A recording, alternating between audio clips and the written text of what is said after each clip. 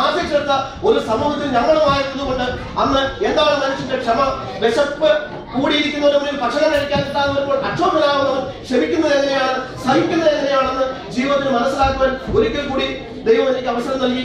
ഇങ്ങനെ ഒരു കൂട്ടായ്മ സംഘടിപ്പിച്ച ഞങ്ങള് ജലീൽക്ക, ഷൈദാത്ത, അതുപോലെ എല്ലാവരും ഞങ്ങള് ഏരിയാസ് ഉണ്ട്, സുകുമാരനുണ്ട്, അല്ലെങ്കിൽ സുനിലുണ്ട്, ഇവിടെ റഫീഖുണ്ട്. ഞങ്ങളെല്ലാവരും ഒരു കുടുംബം പോലെ അനേകം മാസങ്ങളായിട്ട് കഴിഞ്ഞു പോകുന്നു.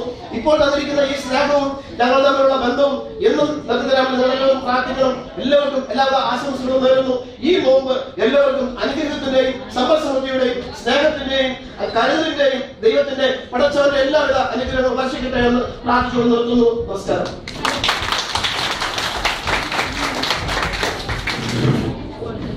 ഈ ഭക്ഷണം കഴിക്കാൻ എല്ലാവർക്കും നല്ല തിരക്കുള്ളതാണ്. പിന്നെ എല്ലാവരും കിട്ടുന്ന ഗ്യാപ്പിൽ എല്ലാവരും പരസ്പരം പരിചയപ്പെടാൻ ശ്രമിക്കുക. കാരണം നമ്മുടെ ഈ കൂട്ടായ്മയുടെ ബേസ് എന്ന് പറയുന്നത് സൗഹൃദമാണ്. എല്ലാവരും കൂടുതൽ പരിചയപ്പെടണം. സ്ത്രീകളും കുട്ടികളും ആദ്യം